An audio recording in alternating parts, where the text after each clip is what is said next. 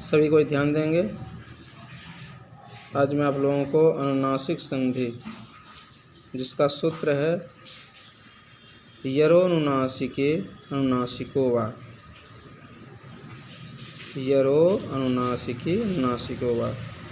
इसका अर्थ है यदि पूर्व पद के अंत में यर हो, यर का मतलब होता है ह को छोड़कर जितने भी व्यंजन वर्ण हैं, हकार को छोड़कर, तो हकार को छोड़कर ह को छोड़कर जितने भी व्यंजन वर्ण हैं, यानी क ख ग घ ङ छ छ छ ञ ट ट ट न त थ न प फ ब म य र ल व तालिम श मूर्धन्य ष दंत स, ह को छोड़कर दंत स तक, ठीक ना। यहाँ तक जितने भी व्यंजन वर्ण हैं, वो कोई व्यंजन वर्ण हो और उत्तर पद के आदि में अनुनासिक हो, अर्थात बाद वाले पद में अनुनासिक हो, तो वर्ग का पंचम वर्ण य म ङ ण न हो तो उक्त यर, पंचम वर्ण मतलब, पंचम वर्ण का मतलब बता रहा है कि वर्ग का पांचवा अक्षर, तो क ख ग का अंग, च छ ज का ञ, ट ठ ड का ट वर्ग का ण, त वर्ग का न, प वर्ग का म, ये पांचों वर्ण बाद वाले शब्द के पहले में हो तो उक्त यर का, अर्थात वो जो ऊपर पहले वाले पद के अंत में यदि यर हो, अर्थात कोई भी व्यंजन वर्ण हो ह को छोड़ करके, तो विकल्प से उसको पंचम वर्ण ही हो जाता है। ये विकल्प पक्ष में, अर्थात विकल्प से मतलब क्या हुआ, कभी होगा कभी नहीं होगा, समझे। एक बार करेगा एक बार नहीं करेगा। तो जब विकल्प से जब जहाँ नहीं पंचम वर्ण होगा वहाँ जस्त संधि ही रह जाएगा, अपने वर्ग का तीसरा वर्ण ही होगा, ठीक ना। ये आप लोग जो पहले वाले संधि जस्त संधि पढ़ाएं उसी का एक विकल्प रूप है। ज्ञातव्य हो है कि यहाँ वर्गों का विभाजन क से लेकर म तक पंचम पांचों भागों में किया गया है। जैसे क वर्ग, क को क वर्ग, च को च वर्ग, ट को ट वर्ग, त को त वर्ग, प को प वर्ग, यानी कि ये 5 वर्ग है ना, 5 वर्ग में बांटा गया है। अतः य र ल व श ह छोड़ दिया है कि उदाहरण उपलब्ध नहीं होते हैं। इसके भी उदाहरण बहुत कम दिखे जाते हैं, प्रायः ये भी नहीं दिखते हैं, कहीं कहीं दिखता है।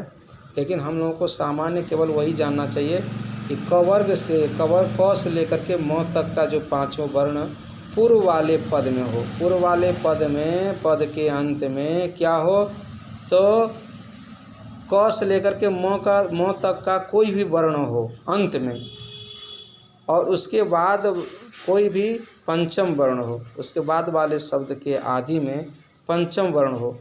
क वर्ग का जो है अंगों, च वर्ग का ञ, ट वर्ग का ण, त वर्ग का न, प वर्ग का म, इस तरह के पांचवें वर्ण हो, तब इस पूर्व वाले अक्षर को भी क्या हो जाता है, और पांचवा अक्षर हो जाता है, उसी वर्ग का पांचवा अक्षर हो जाता है।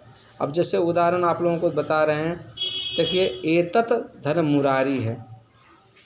अब देखिए पूर्व वाले पद क्या हो गया, एतत्, और पूर्व वाले पद के अंत में क्या हो गया, तो देखिए क से लेकर के म तक के बीच में आता है या नहीं आता है, आता है। तो अब उसके बाद वाले पद उत्तर पद को, इसको कहते हैं उत्तर पद, बाद वाले पद को, उसके आदि में देखिए य म ङ ण न म, ये पांचों अक्षरों, प वर्ग का पांचवा अक्षर में से कौन अक्षर है, किस वर्ग का अक्षर है, तो प वर्ग का है। बहुत अच्छा, प वर्ग का है। तो इस म को देखकर ये भी जो है अपने वर्ग का पांचवा अक्षर बन जाएगा। तो अपना वर्ग का पांचवा अक्षर क्या होगा, त वर्ग का न। बहुत अच्छा, बहुत बढ़िया।